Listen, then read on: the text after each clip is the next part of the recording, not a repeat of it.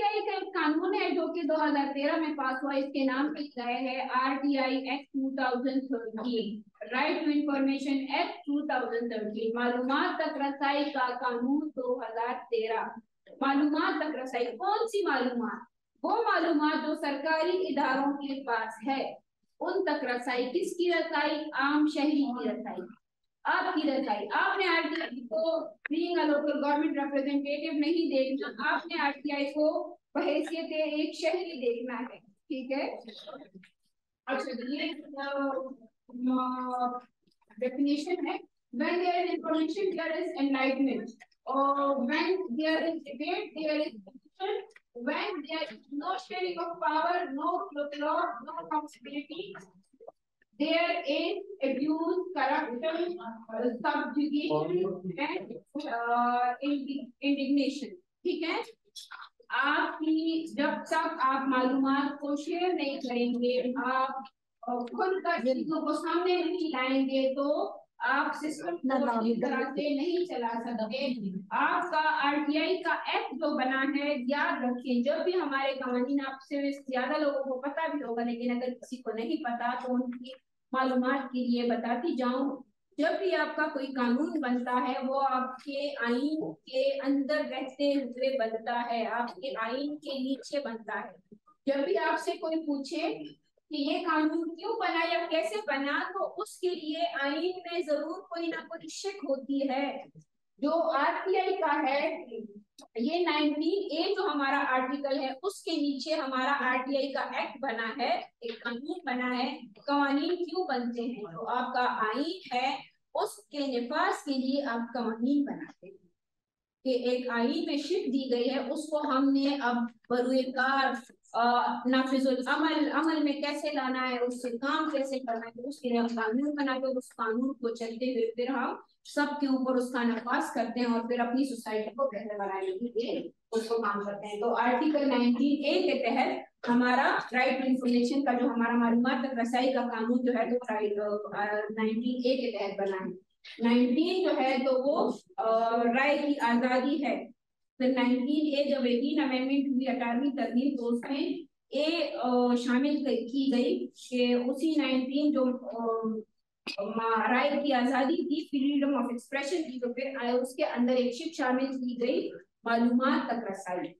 तो जब कानून आईन में शामिल की गई, तो फिर तमाम सूबे पाबंद हुए जब इसके लिए कानून साजी करे। तो खैबर पख्तूनख्वा सबसे पहला सूबा था जिसने आरटीआई का कानून बनाया और उसको नाफिजुल अमल किया। बाकी सूबों ने भी बनाया, फेडरल का अपना है, सिंध का अपना है, बलूचिस्तान का अपना है, पंजाब का अपना है, खैबर पख्तूनख्वा का अपना है, और पाकिस्तान का अपना अलग कानून है पूरे पाकिस्तान का फेडरल सतह पर, जिसको फेडरल राइट टू इंफॉर्मेशन का कानून जो है तो उसका नाम है, ठीक है। जो हमारा खैबर पख्तूनख्वा का है उसका नाम है खैबर पख्तूनख्वा मालूमात तक रसाई का कानून 2013, ठीक है। वो क्या कहता है? Every citizen shall have the right to access to information in all matters of public importance subject to regulations and reasonable restrictions imposed by the law। हर एक शहरी को मालूमात तक रसाई का हक हासिल है, सिवाय उन सूरतों में जो कि कानून में दी गई है कि ये चीज आप नहीं कर सकते। इसके अलावा हर एक शहरी को खुली आजादी है कि वो अपने सूबे के अंदर मौजूद किसी भी इदारे से मालूमात तलब कर सकता है। Difference between right to information and right to access to information. Provinces and federal are required to make their own laws to provide access to information. अच्छा जी, अब ये हमारा है खैबर पख्तूनख्वा का राइट टू इंफॉर्मेशन एक्ट 2013 है, पंजाब का transparency and right to information act 2013 है। अच्छा जी, पाकिस्तान का right to access to information है, ये पूरे पाकिस्तान के लिए है। अब इसका बताते हैं कि इसका फर्क क्या है, पंजाब का अलग क्यों है, सिंध का अलग क्यों है, कीर्ति का अलग और पाकिस्तान का अलग, इसका हम बताते हैं आपको। अच्छा जी, टू प्रिंसिपल्स। आरटीआई का जो हमारा कानून है उसके दो असूल हैं। नथिंग इज सीक्रेट, कुछ भी पोशीदा नहीं रखा जाएगा, कुछ भी पोशीदा नहीं है, ठीक है। although few things are exempted from for a limited period, ठीक है। no requester can be asked the reason। जब आप जब आप आरटीआई फाइल करेंगे, जब आप मालूमात की दरख्वास्त देंगे, तो आपसे कोई नहीं पूछेगा कि आपको ये मालूमात क्यों चाहिए।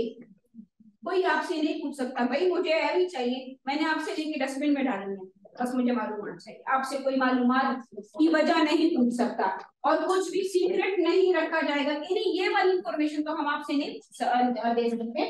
मेरे से आप पूछे कि आपका जो पिछले साल का फंड आया था किस चीज के ऊपर खर्च किया, मिसाल के तौर पर 50 लाख आए थे, भाई वो तो मैं आपको नहीं बता सकता कि 30 लाख मैंने कहाँ खर्च किए, 20 लाख का मैं बता सकता नहीं। वो आवाम का पैसा था, टैक्सेशन के जरिए आया था। तो जो भी चीज आवाम के पैसे से खरीदी गई है या गाड़ी है सरकारी चल रही है, उसका फ्यूल कहाँ से आया है, किस मकसद के लिए वो लगी है, गाड़ी इस्तेमाल होती है, कौन गया है उसमें, कौन सी स्कीम आई है, स्कीम से किसको फायदा हुआ है, स्कीम किस चीज के लिए थी, कितना पैसा खर्च हुआ, कितनी फंडिंग थी, खर्च कितना हुआ, फंडिंग कितनी थी, कहाँ पे खर्च हुआ, किसके जरिए खर्च हुआ, हम सब कुछ पूछ सकते हैं। कोई सीट आई है सरकारी, सीटें आई है नौकरियों की, उसकी मालूमात हम ले सकते हैं। तो हर एक चीज के लिए हाँ, पर्सनल इंफॉर्मेशन हम किसी की नहीं पूछ सकते। मेरे साथ पूछे देखिए आपके घर में जो खड़ी गाड़ी है वो, उसमें आप पिछले इतवार को गए थे तो किसकी शादी में आप गए, वो उसकी पर्सनल गाड़ी है, कहीं पे गया हो, किसी भी मकसद के लिए गया, किसी को भी साथ लेकर गया। जी आपके साथ जो सीट में खातून बैठी हुई थी वो कौन थी आपकी, ये उसकी। अब जी आपकी खातून का नाम क्या है, आपकी बीवी का नाम क्या है, आपकी बीवी का शनाख्ती कार्ड नंबर क्या है, आपकी शादी किस दिन हुई, जो पर्सनल इंफॉर्मेशन है जिससे पब्लिक का कोई लिंक नहीं, वो आप नहीं पूछ सकते। हाँ, जो चीज आपके पैसों से हुई है, उसकी अगर गाड़ी उसको सरकार ने दी है, मेयर की मैं बार बार एग्जांपल दे रही हूँ क्योंकि खवातीन हमारी लोकल गवर्नमेंट की बैठी है, इसलिए।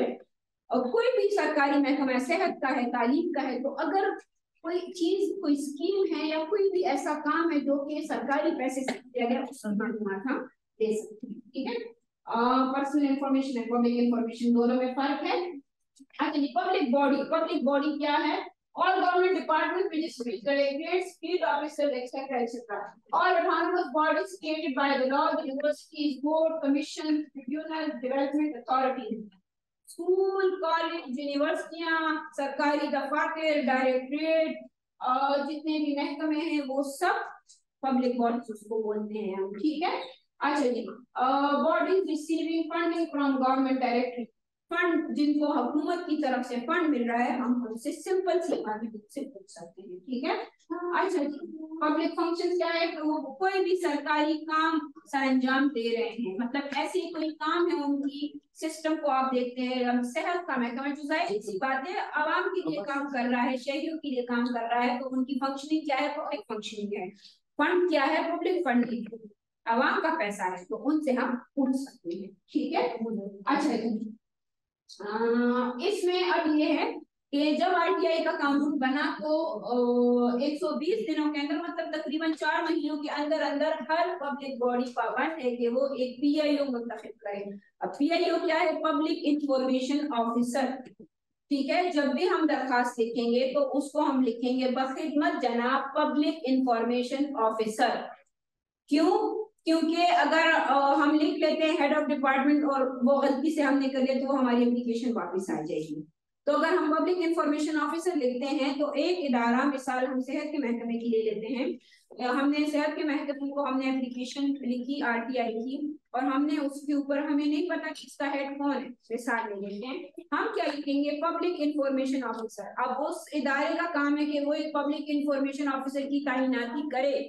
2013 में कानून आया है, तो 2013 के अंदर ही रहते हुए 4 महीनों के अंदर अंदर हर डिपार्टमेंट ने अपना पीआईओ मुंतखब करना है। ठीक है, अगर तो किसी इदारे का पीआईओ नहीं है तो इदारा बाउंड है कि जो सरकारी इदारे का या पब्लिक बॉडी का जो हेड होगा, जो डायरेक्टर है या सीनियर ऑफिसर है या जो भी वहां पर मौजूद है जो उस डिपार्टमेंट को हेड कर रहा है, तो वो क्या करेगा? वो कंसिडर होगा एज पब्लिक इंफॉर्मेशन ऑफिसर। मिसाल के तौर पर ये मेरा दफ्तर है और इसकी मैं हेड हूँ। अगर किसी कॉलेज की मिसाल है तो प्रिंसिपल या जो होता है तो वो उसको, या यूनिवर्सिटी का डीन जो होता है तो वो मशर है, उसका काम है कि वो एक पीआईओ मुंतखब करे। अगर पीआईओ उसके पास नहीं है तो फिर कौन पीआईओ होगा? वो डीन या जो प्रिंसिपल जो है, तो वो पीआईओ होगा। पीआईओ का काम क्या होगा? जितने भी राइट टू इंफॉर्मेशन के कानून के तहत जो दरखास्तें आएंगी उनको लेना और उनको जवाब देना, ये किसका काम होगा? ये उस पीआईओ का काम है। ठीक है, समझ आ गई यहाँ तक? अच्छा जी, इसके अलावा अच्छा ये थोड़ा सा प्लीज इसको देख लें। इंफॉर्मेशन का कैसे है कि आप एक मिसाल के तौर पर मैं ले लेता हूँ मिसाल, मैं एक शहरी हूँ, मैंने एप्लीकेशन फाइल की किसी यूनिवर्सिटी या कॉलेज को, ठीक है, कहाँ गई? पब्लिक बॉडी के पास गई। पब्लिक बॉडी में अंदर कौन बैठा हुआ है? पीआईओ बैठा हुआ है, पब्लिक इंफॉर्मेशन ऑफिसर, उसके पास गई। पब्लिक इंफॉर्मेशन ऑफिसर नहीं है तो कौन उस जवाब देगा? पीआईओ की गैर मौजूदगी में कौन जवाब देगा? जो हेड ऑफ डिपार्टमेंट है, असिस्टेंट नहीं, हेड ऑफ डिपार्टमेंट। अगर यूनिवर्सिटी है तो उसका डीन, कॉलेज है तो उसका प्रिंसिपल, कोई महकमा है सेहत का तो उसका जो सीनियर डायरेक्टर है, सबसे बड़ा जो डिपार्टमेंट का सीनियर है, मशर है, जो सबसे मशर जो और जो उसको हेड कर रहा है डिपार्टमेंट को, तो वो पीआईओ के तौर पर मेरी दरखास्त का जवाब देगा। ठीक है, तो दरखास्त आ गई उसके पास, फिर वो क्या करेगा? फिर इसकी 3 किस्में हैं जो मुझे जवाब मिलेगा उसका। एक है नॉर्मल के लिए जब मैं एप्लीकेशन दायर करती हूँ किसी महकमे के पास तो उसके लिए टाइम है 10 दिन का। 10 दिन में क्या होगा? मेरी एप्लीकेशन का, मेरी मालूमात तक रसाई की दरखास्त का जवाब मुझे 10 दिन में मिलेगा। वो कौन से 10 दिन है? वर्किंग डेज जिसको हम कहते हैं, छुट्टियां निकालती है।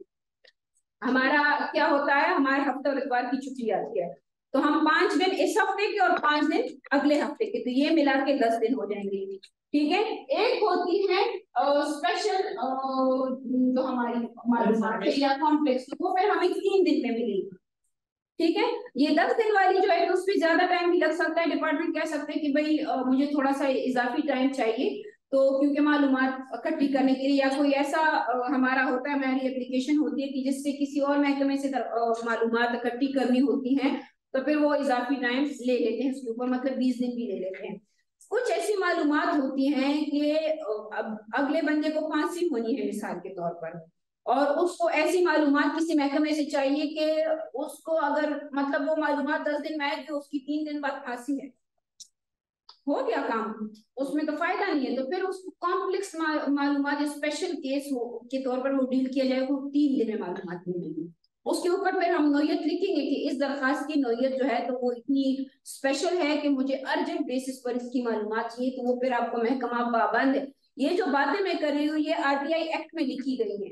जो महकमा, ये वो वाला महकमा पाबंद है आपको ये मालूमात इतने इतने दिनों में प्रोवाइड करने का। ठीक है, फिर क्या होता है? 10 दिन आ गया, फिर 3 दिन आ गया, कॉम्प्लेक्स मालूमात की किसी और इदारे से दरकार है और इधर से भी इकट्ठी करनी, इधर से भी इकट्ठी करनी, फिर उसमें 20 दिन लग सकते हैं। ठीक है, आगे क्या होगा? इंफॉर्मेशन प्रोवाइड कर दी गई रिस्पोंडेंट को जिसने रिक्वेस्ट की थी मालूमात की, और बस केस खत्म। अगर एक तो ये सिंपल केस हो गया जिसमें मुझे मालूमात मिल गई। अक्सर ऐसा होता है आरटीआई के कानून, क्योंकि अक्सर हम फाइल करते रहते हैं तो अक्सर मालूमात नहीं मिलती है, तो फिर क्या होगा? फिर ये होगा, इसी कानून के तहत एक कमीशन बनाया गया है जिसको कहते हैं आरटीआई कमीशन। ये वाकया है अरबाब रोड के ऊपर, बीआरटी का जो स्टेशन है, जो पेशावर के लोग हैं, बीआरटी का जो स्टेशन है बिल्कुल जबार फ्लैट्स के बिल्कुल पीछे, बिल्कुल सामने गली में आरटीआई कमीशन का बोर्ड लगा हुआ है, वहां पे इनका ऑफिस है। तो अगर तो आपने इंफॉर्मेशन रिक्वेस्ट की और आपको 10 तो क्या 20 दिनों में भी आपको मालूमात नहीं मिले, तो फिर आप क्या करेंगे? आप कंप्लेंट फाइल करेंगे। आप सबके सामने एक डॉक्यूमेंट पड़ा हुआ है, ये आरटीआई आपने कैसे फाइल करनी है उसका एक फॉर्मेट है। जरूरी नहीं है कि आप जब एप्लीकेशन फाइल करें तो वो इसी फॉर्मेट के ऊपर फाइल करें, इसके लिए जरूरी नहीं है। मैं इसको ऐसे ले लेती हूँ, ये मेरे पास कागज है, ये कौन सा कागज है? सादा कागज है। सादा कागज के ऊपर मैंने क्या लिखना है ये तो आपको समझाने के लिए मैंने इनसे कहा था कि प्रिंट ले लें ताकि उनको अंडरस्टैंड करने में मदद मिले। आपने सादा कागज लेना, आपने इधर लिखने हैं बखिदमत जनाब पब्लिक इंफॉर्मेशन ऑफिसर। ठीक है, कौन सा महकमा है? ज़राअत महकमा है, सेहत का है, तालीम का है, और WSSP है, कोई भी आपका महकमा है, पॉपुलेशन का महकमा है, कुछ भी है, वो लिख लिया। अब नीचे आपने लिखना है उन्वान। उन्वान में क्या लिखना है? खैबर पख्तूनख्वा मालूमात तक रसाई का कानून 2013 के तहत मालूमात की दरखास्त। अब ये उन्वान अगर आप लिखेंगे तो आपका फायदा, अगर ये नहीं लिखेंगे तो डिपार्टमेंट के उस बंदे की मर्जी आपको इन्फॉर्मेशन दे या ना दे, हवाला देना है, हवाला देना है, क्योंकि ये कानून उनको पाबंद करता है। इसके अलावा और कोई ऐसा कानून नहीं है जो उसको पाबंद करे आपको मालूमात फराहम करने। ये आपका उन्वान होगा तो वो मालूमात, वो उसको पता चल जाएगा कि इसको मालूमात है और ये मुझे मालूमात मुझसे मांग रहा है, ये कुछ भी कार्रवाई कर सकता है और उसको पता है इस चीज का, सेंसिटाइज हुआ हुआ इस चीज के ऊपर। ठीक है, नीचे आपने लिखना है बखिदमत जनाब, और वो तो लिख लिया, गुजारिश है कि दर्ज झेल में दी गई मालूमात दरकार है आपसे। ठीक है, वो कोई लंबा छोड़ा किस्सा आप लिखिए तो सिंपल लिखे कि जेल में दी गई मालूमात दरकार है आपसे, क्योंकि ऊपर तो आपने उन्वान में बता दिया कि किस कानून के तहत आप मालूमात मांग रहे हैं। अब आपको सेहत के महकमे से 5 चीजें चाहिए। ठीक है, 5 चीजें चाहिए। फलानी स्कीम कब की थी, कैसे की थी, ये वाली स्कीम इस इलाके में आपने कौन कौन सी स्कीम्स चलाई है, ये वगैरह वगैरह मुख्तलिफ आपके मालूम। आप बुलेट पॉइंट्स में number 1, number 2, number 3, number 4, number 5 पूछ सकते हैं।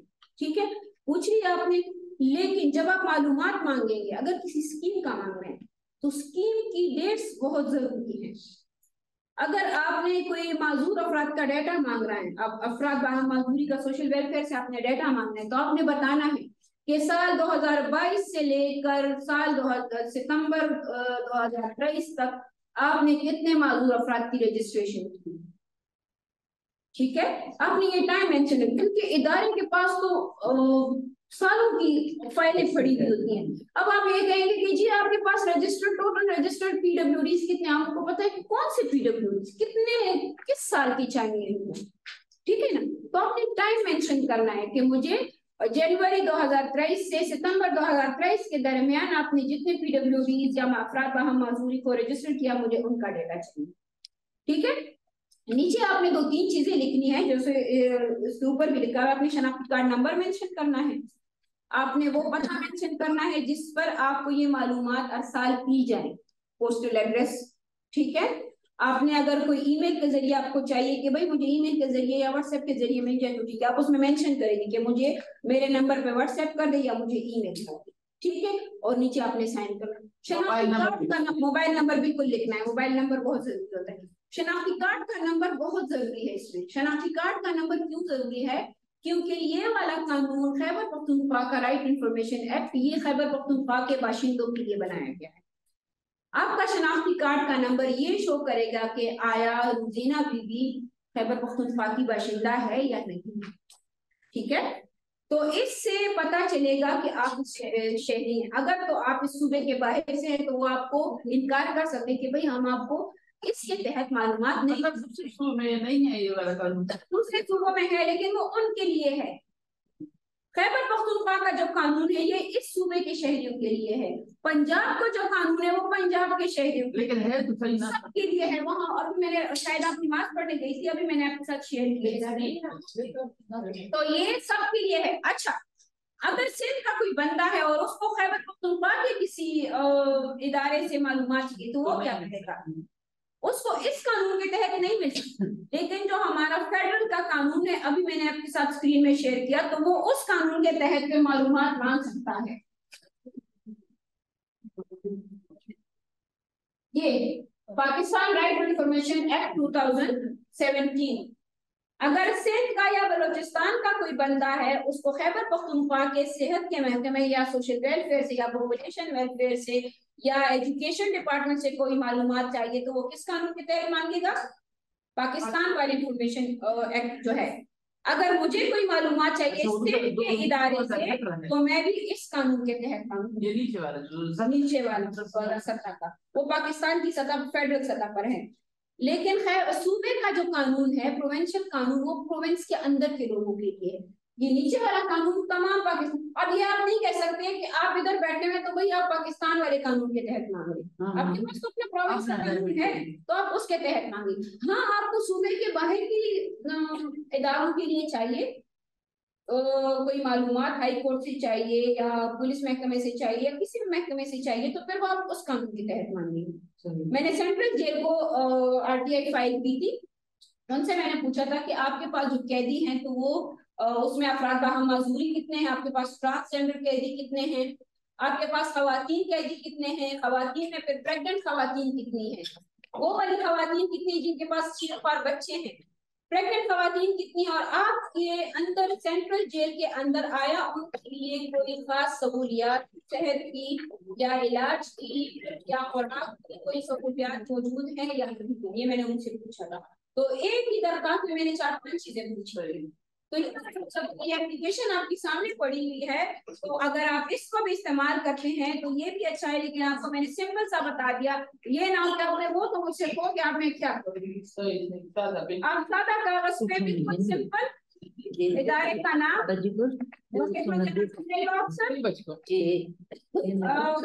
का हवाला देना है, राइट इन्फॉर्मेशन एक्ट 2013 के तहत मालूमात की दरखास्त, नीचे आपने बुलेट में या नंबर 1 2 3 4 5 आपने पूछना है, और नीचे आपने क्या करना है, फोन नंबर, शनाख्ती कार्ड नंबर, अपना पता, पोस्टल एड्रेस और सिग्नेचर। ठीक है, ये आपका हो गया आरटीआई। अच्छा जी, आपको मैंने अभी जब आपको मालूमात नहीं मिली तो आप क्या करेंगे, आपको मैं कमीशन के हवाले से बता रही थी कि एक कमीशन बना है, right information commission Khyber Pakhtunkhwa में, पेशावर में। तो उसमें क्या होता है कि अगर तो आपको मालूमात नहीं मिलती तो फिर आप क्या करेंगे, हमारे पास ये एक और फॉर्म है, ये कंप्लेंट फॉर्म है, ये लेके आगे फॉरवर्ड करते जाएंगे। फिर हम क्या करेंगे, 10 दिन या 20 दिन गुजर गए, मुझे मालूमात नहीं मिली, तो फिर मैं क्या करूंगी, ये कंप्लेंट फॉर्म है, सेम जैसे पहले किया था,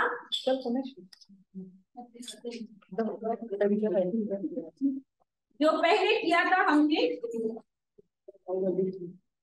अच्छा इधर प्लीज, आप जो पहले किया था हमने सेम वो वाली। अच्छा, सबसे अहम चीज, जो हम एप्लीकेशन लिखेंगे, चाहे वो इसके ऊपर लिख या चाहे सादा कागज के ऊपर लिखेंगे, उसकी एक फोटोकॉपी अपने पास रखनी है, फोटोकॉपी। और अगर ये दरखास्त मैं महकमे के पास, मिसाल के तौर पे सोशल वेलफेयर को मैंने लिखी, मैंने सोशल वेलफेयर की आपको मिसाल दी, मैं सोशल वेलफेयर के पास गई और मैंने उस अफसर को ये एप्लीकेशन दी, बदले में मैं उनसे क्या मांगूंगी, डायरी नंबर। मैं क्या मांगूंगी, प्लीज आप इधर तवज्जो दें, आप पीछे वाले, मैं उनसे क्या मांगूंगी, मैं उनसे डायरी नंबर मांगूंगी। क्यों? क्योंकि अगर वो मुझे जवाब नहीं देता तो मैं दोबारा जाके उनसे पूछ सकती हूँ कि भाई ये मेरा डायरी नंबर है, आपको मैंने एक दरखास्त दी थी, मुझे उसका जवाब नहीं आया, बराए मेहरबानी मुझे उसका स्टेटस बताएं कि कब तक मुझे मालूमात मिलेगी। ठीक है, फिर भी उसमें नहीं दिया मालूमात, मुझे नहीं दी, फिर भी मैं गई, मालूमात की, नहीं मिली मुझे मालूमात, फिर मैं क्या करूंगी, मैं एक कंप्लेंट फाइल करूंगी। कंप्लेंट किसके पास जाएगी, कंप्लेंट आरटीआई कमीशन के पास जाएगी। ठीक है, अब इसमें क्या लिखा हुआ है, गुजारिश है कि मैंने फला फला महकमे से मालूमात मांगी थी। आपके पास कंप्लेंट वाली फाइल आ गई है, सबके पास आ गई है, इसको देख ले थोड़ा सा, कि दूसरी वाली, हाँ इसको देख लें, बिल्कुल इसमें लिखा है कि मैंने फला, मिसाल के तौर पर सोशल वेलफेयर से, सोशल वेलफेयर से मैंने मांगी थी, कंप्लेंट ऊपर लिखा हुआ है,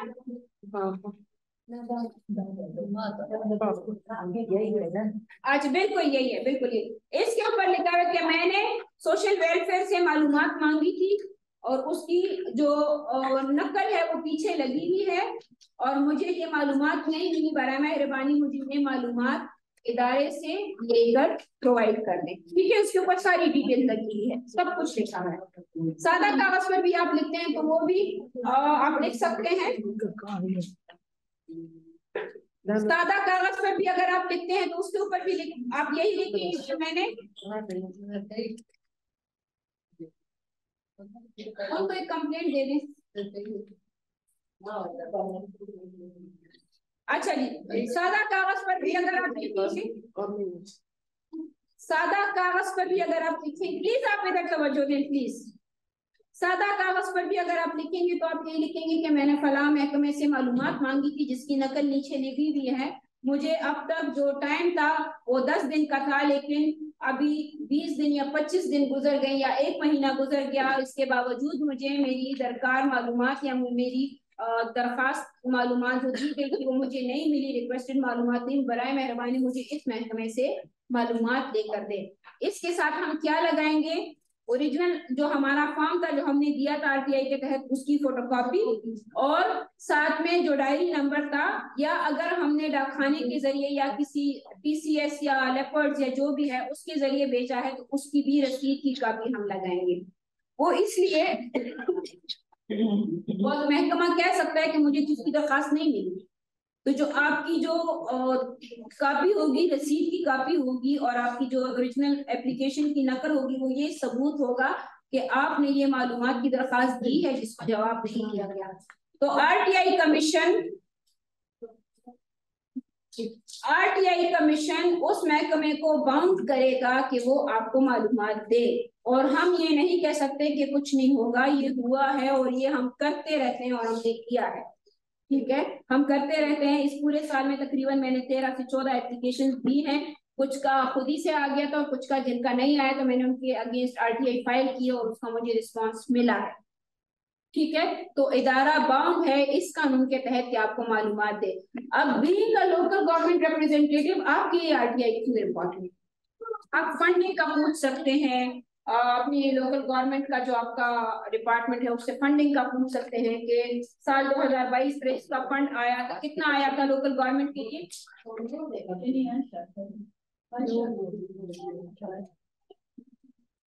आपका लोकल गवर्नमेंट का फंड कितना आया था, किसको दिया गया, उसके ऊपर कौन कौन सी स्कीम्स उसके अंदर आई और वो फंड कहाँ यूटिलाइज हुआ, ये पूछ सकते हैं। आप ये पूछ सकते हैं कि फंडिंग नहीं आई है पिछले 2 सालों से क्यों नहीं आई है, उसकी क्या वजूहत हैं और हुकूमत ने उसके लिए क्या इकदाम उठाए। ठीक है, इसके अलावा आप सेहत के महकमे से पूछ सकते हैं कि मेरे इलाके में जो सेहत की सहूलियात है बीएचयू के लिए कितना फंड आया है, कितनी दवाइयां उनको दी गई हैं। इससे आपको ये असेस करने में आसानी होगी कि आपके इलाके में जो बीएचयू मौजूद है वो फंक्शनल नहीं है, तो आया उसको फंडिंग नहीं हुई, या जो अंदर लोग बैठे हुए बीएचयू के डॉक्टर्स या जो दूसरा पैरामेडिक स्टाफ है या जो भी है तो उन्होंने खा लिया है फंड। आपको ये स्कूल का है तो आप एजुकेशन डिपार्टमेंट से पूछ सकते हैं कि इस साल के दौरान इस फलाने स्कूल को किस किस चीज की फराहमी हुई, कितना फंड आया।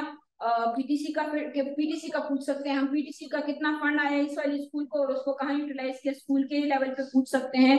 तो ये आपके डेवलपमेंटल स्कीम्स का पूछ सकते हैं कि ये वाली जो सड़क है ये बनी, इसका कितना फंड था, फंड कितना, इसका बजट कितना बना था, फंड जो एक्चुअली यूटिलाइज हुआ है वो कितना हुआ है, कितना जो उसका एक लेवल होता है ना, ये इसका कोई मीटर से नापते हैं ना, जब इसका डेवलपमेंटल स्कीम जब बनती है तो वो मीटर्स के हिसाब से बनती है कि कितने किलोमीटर है या कितने मीटर है या कोई ऐसा हिसाब किताब होता है। तो आप पूछ सकते हैं कि ये कितनी रोड थी, कितना तखमीना लग गया था इसका, इसका बजट कितना था, इसके ऊपर एक्चुअल फंडिंग कितनी हुई है, ये सब आप, ये आपको आसानी होगी डेवलपमेंटल स्कीम्स को समझने में, उसका तजिया, उसको एनालाइज करने में, फिर फर्दर उसको अपनी नई स्कीम्स लॉन्च करने में आपको फायदा होगा। आपके इलाके के मसले मसाइल जो है डिफरेंट डिपार्टमेंट्स के अंदर, डिफरेंट इदारों के अंदर, उनको हल कर सकते हैं।